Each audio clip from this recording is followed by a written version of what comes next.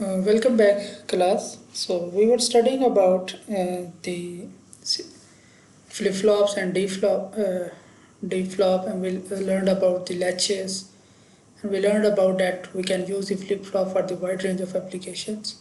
So we are going to study about some characteristics and some application, and then we will study about the timer IC. So we know that so basically so far we have assumed the ideal clock waveforms. Okay, so the ideal clock waveform is like you have high, then you have low. Okay, sharp low, then you have sharp high, then again sharp low, then again sharp high. Like this is 1, this is 0, this is 1, this is 0. Okay, so here you are having sharp transfer of edges. Okay, from high to low, sharp, low to high, sharp. But the actual clock signal is not like this one. So in the chapter 1, if you remember, so actual clock signal, it actually look like this one. For example, you are having high, so it will go to low like this one. And then it's a low state, and then it go to high like this one. Okay, so there will be a delay basically. Okay, so like it's changing state from high to low. Okay, but it's not like instantly changing state. Okay, it will take some time to change this state. Okay, and if for example if you are using the flip-flop, okay, for example D flip-flop, okay, or so let's assume the JK flip-flop, and we have a clock here which is operating at the trailing edge or the rising edge. Okay, for example let's say it's operating at the rising edge.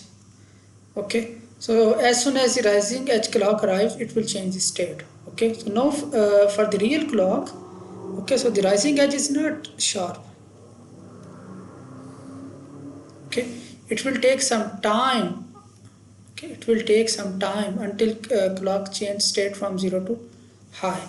So based on that, okay, based on that the Q, okay, it will also take some time, okay, to change its state from 0 to high.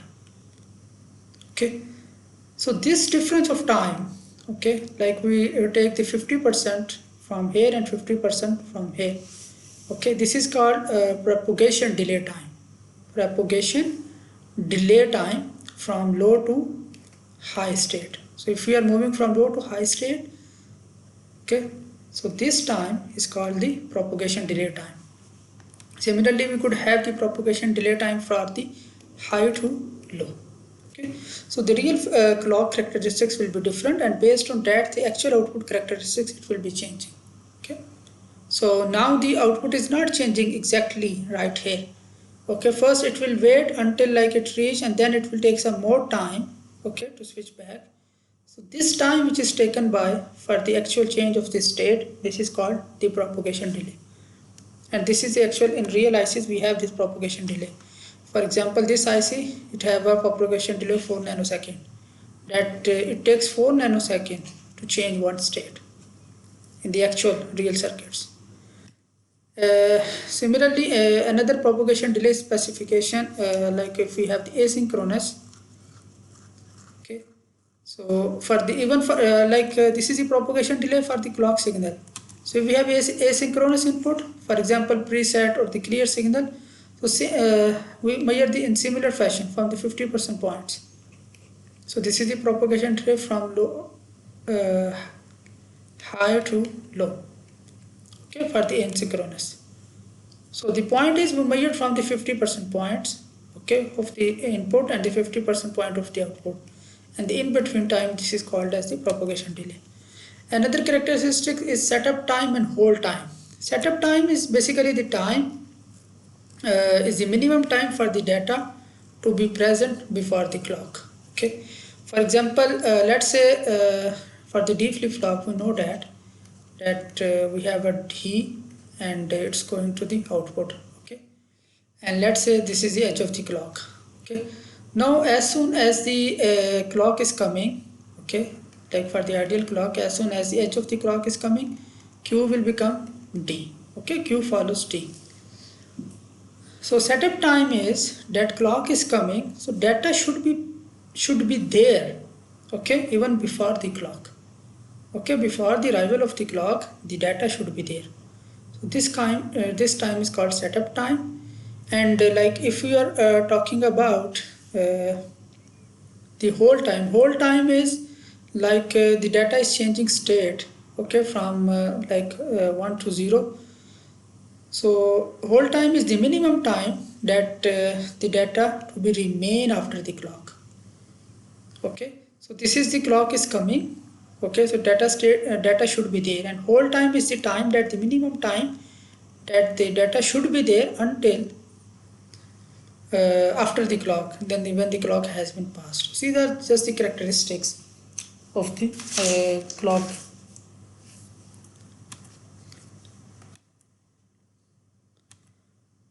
This is not important. I will discuss this in live session. So this is one application of the clock. The flip-flop, where basically we are building counter hairs. So we can actually build the counter using flip-flop, which we are going to study in the next chapter. So this is one application of the data storage. Okay, for example, you have a memory and you want to output the data. Okay, for example, let's say you have a mux. Okay, and you want to output the data into 4 outputs. Okay, for example, decoder or encoder, whatever you say.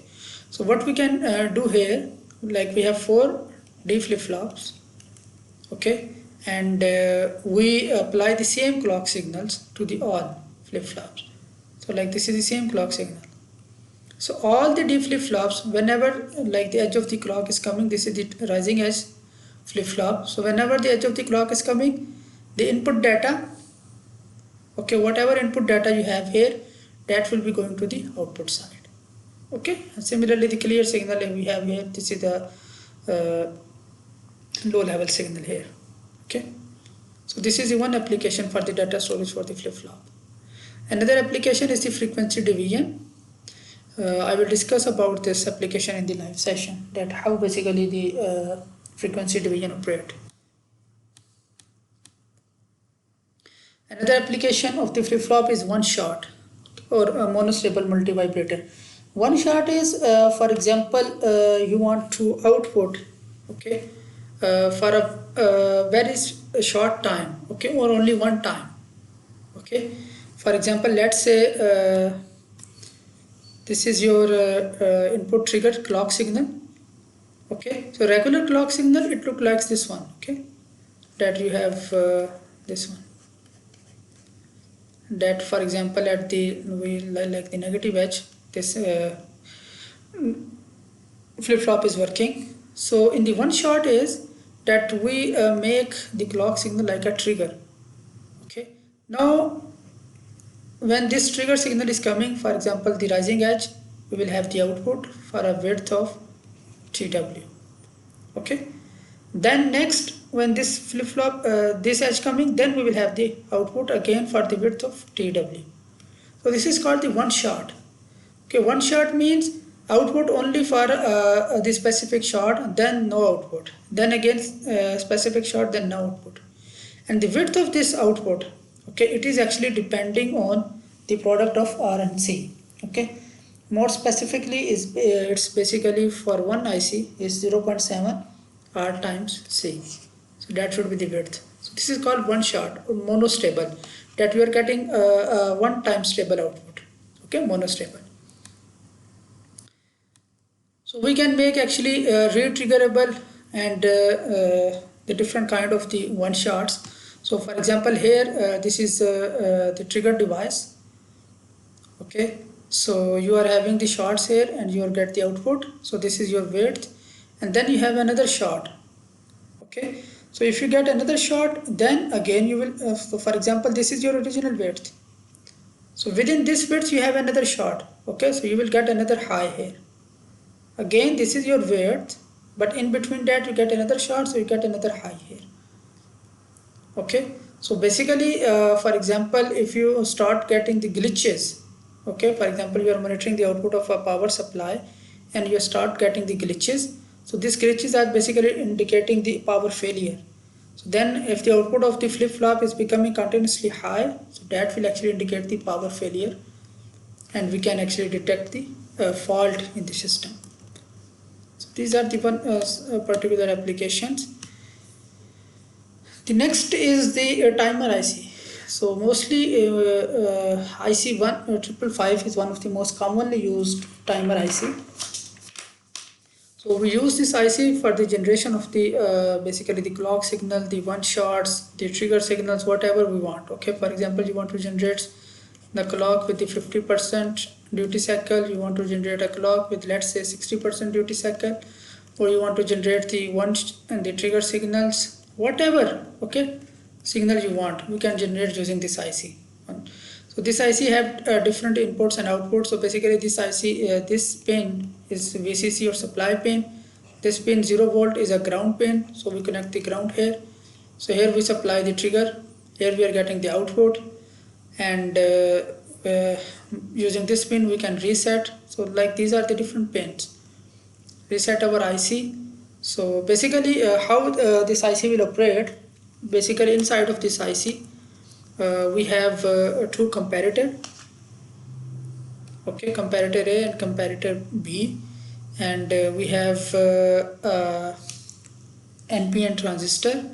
So this is NPN transistor. We have an SR latch, and then we have a output buffer NOR gate. Okay, so basically the output, okay, it will be depending on the whatever input changes we have based on the threshold and the control voltage. So basically we are supplying the VCC here, okay, which is coming to the like the negative here and the positive here, and then it's going to the ground. Okay, so this comparator output, it will be changing based on the input, and here we get the different signal, and those different signals will control the operation of the latch, and based on that we get the different signal here, and finally we can get the output. Okay, so this is the basic operation of the timer IC. Okay, details we will briefly see in the live session.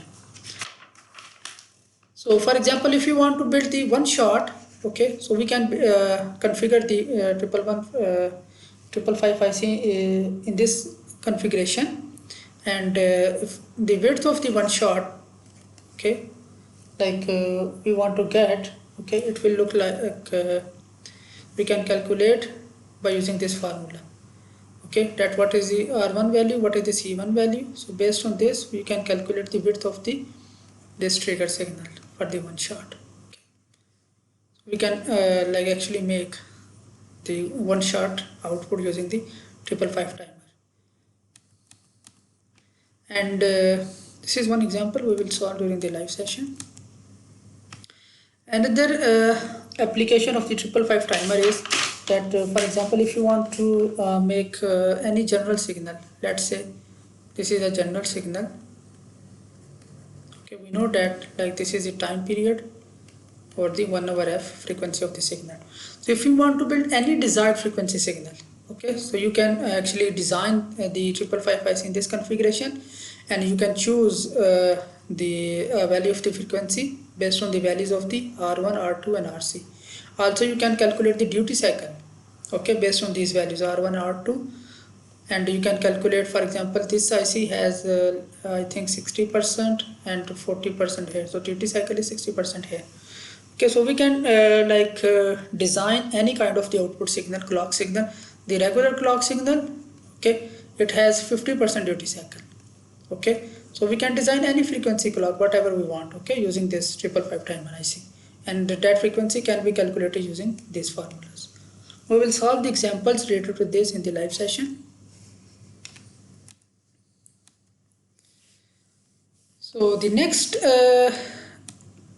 topic is basically counter. How we can make the counters. Okay, so using flip-flop we can actually make the counters. So counting is what? Just like simple counting, 0, 1, 2, 3. For example, you have a clock signal. Okay, let's say this is your clock signal, and whenever you are getting the edge of the clock, okay, you are counting up. For example, first edge of the clock you count 0, second edge of the clock you count 1, 2, 3, 4, 5, 6 and 7. Okay, so this is a 3-bit counter. Okay, so basically what is actually happening here? So initially, okay, your state is 0 0. Okay, this is your LSB, this is your MSB. Okay, then your state is changing to 0 0 1. Okay, as the edge of the clock. Then you have next edge of the clock and your state is changing to 0 1 0. Okay, from 1 to 2 and so on, 0 1 1 and so on. Eventually your state will go to 1 and then at the next edge of the clock it will be reset. So this thing is called FSM. Okay, finite state machine diagram. This is called finite state machine diagram, that the states are changing as the edge of the clocks. Okay, so now we are going to learn that how we can actually make these kind of the counters. Okay, so counters have basically two types. Synchronous counters. Synchronous counters are basically the counters which are operating at the edges of the clock, like the flip-flops. Okay, asynchronous counter is, it's not depending on time, it's not depending on the clock signal. Asynchronous, like the reset signal, the clear signal, they are not depending on the clock signals. Okay, so these are the two basic types. So if you see here, for example, what is the basic configuration of a counter?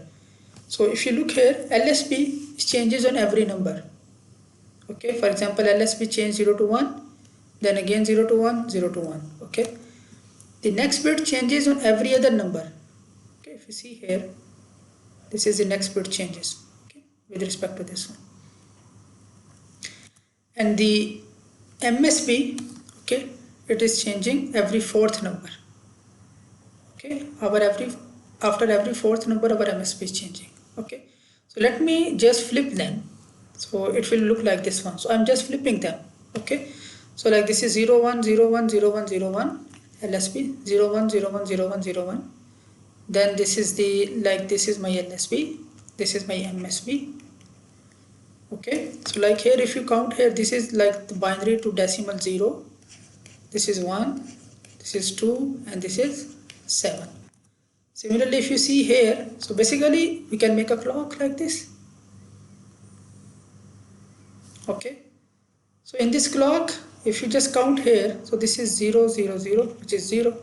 If you count here, remember this is LSB. Okay, 1 0 0, this is 1, 0 1 0, this is 2 and so on, 1 1 1, this is 7, and then again 0 0 0, you again reach to 0. So this is your reset state.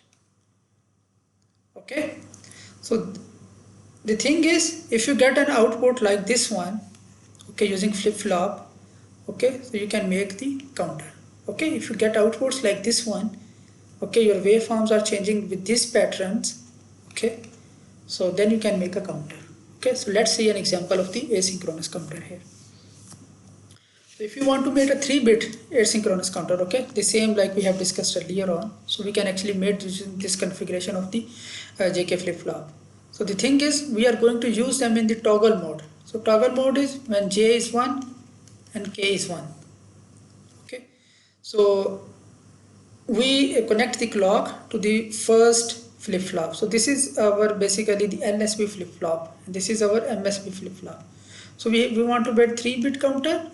So we are going to need 1, 2 and 3 flip-flops. Okay, we can make using JK flip-flop and we can also make using D flip-flop if we use a D flip-flop in the toggle modes. So we have studied in the last chapter how we can use that. So we are applying the clock only at the LSB flip-flop, only at the first flip-flop. We are getting output here.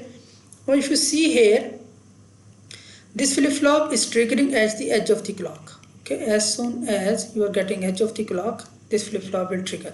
Okay, in the toggle mode. Okay, just change the state. The next flip-flop, it is triggering on the Q0 bar signal. Okay, so this output is becoming the clock, the triggering signal of the next flip-flop. Next, its output is becoming the triggering signal of the next flip-flop. So basically you are providing clock only at the first one. These two flip-flops are not operating on the clock. They are not dependent on the clock. So that's why this is called as asynchronous counter. Okay. So let's have a look the waveforms, how the waveforms will look like. Okay, let's see here. So for example, let's say if you see here, this is a positive edge flip-flop, and we are operating in a toggle mode. So toggle mode, J and K both are connected with a high signal, because we know that J and K should be 1 in the toggle mode. Okay, see here, first edge of the clock is coming. So the LSB flip-flop, okay, it will be operating on the edges of the clock, positive edges. So initially this is your reset condition, all are zeros. Next, first edge of the clock is coming. Okay, initially it's 0, so Q0 it will become 1, toggle. Okay, next edge of the clock coming, 1 become 0, next edge 0 1, next edge 1 0. So just toggling. Okay, Q0 is following the edge of the clock. Okay, let's see. Now if I draw here the Q bar, let me draw here.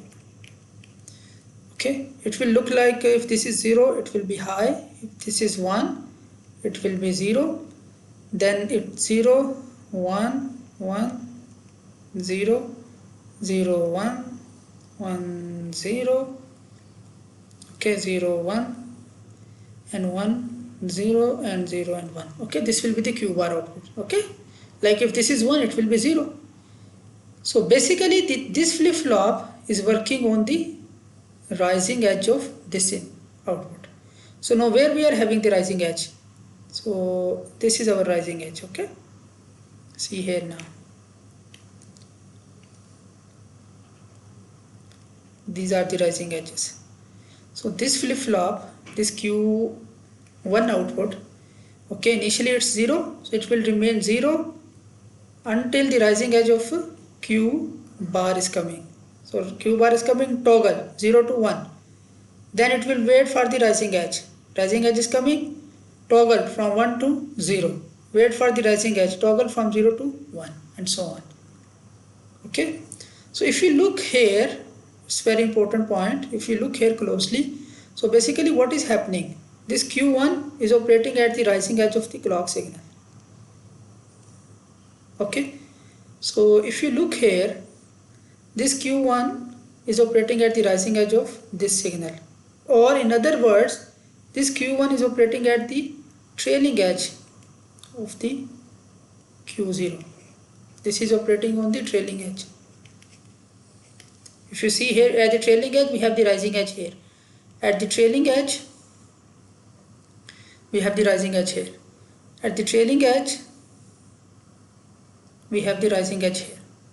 Then again at the trailing edge, we have the rising edge here. Okay, so instead of drawing this, we can quickly see that basically Q1 will be operating at the trailing edge of this one. Okay, then this Q2, it will be operating at the trailing edge of this one. Okay, so for example, initially this Q2, it will be waiting for the trailing edge of this one, so it will remain 0, and once trailing edge coming, it will become 1, and then it will wait for the next trailing edge, and it will remain high for those. So if you look at the output here now, so like this is 0 0 0 0 1 0 0 1 1 1 1 7, and then 0 0 0 reset. Okay, so this is the basic operation of a counter, that how we can make the 3-bit counter. Okay, we can make 4-bit counter and other types of counter, and we will solve the example regarding that in the live session. That's it from today's lecture. Thank you very much for your time.